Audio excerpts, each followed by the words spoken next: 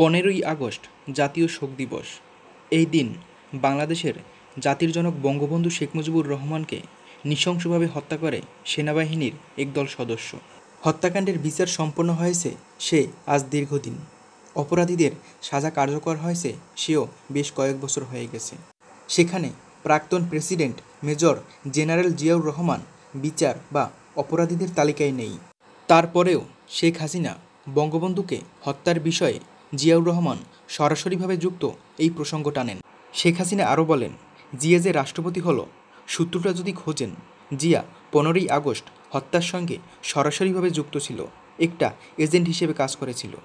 বঙ্গবন্ধুর হত্যার কাণ্ডে জিয়াউর রহমান যুক্ত ছিলেন কিনা সেই বিষয়ে পরে একদিন আলোচনা করব। আজ জেনে আসব বঙ্গবন্ধুর হত্যার পর জিয়াউর রহমান কী বলেছিলেন। 1975 সালে 15ই আগস্ট বঙ্গবন্ধুকে হত্যার পরপরই মেজর রশিদের নেতৃত্বে সৈন্যরা আমিন আহমেদ চৌধুরী এবং তৎকালীন কর্নেল সাফায়াত জামিলকে নিয়ে যান মেজর জিয়াউর রহমানের বাড়িতে।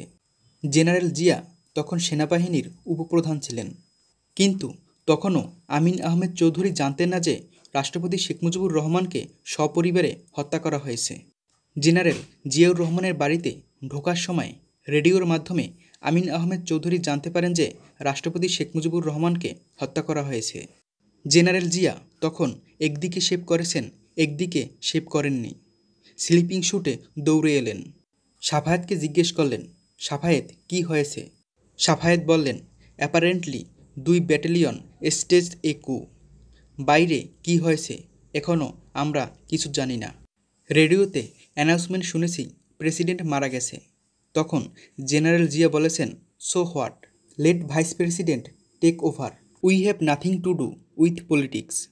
তবে পরবর্তীতে আমিন আহমেদ চৌধুরী উল্লেখ করেন, সেনাবাহিনীর 2 ব্যাটালিয়ন এ অভ্যুত্থানের সাথে জড়িত থাকলেও পুরো সেনাবাহিনী সেটার পক্ষে ছিলেন না।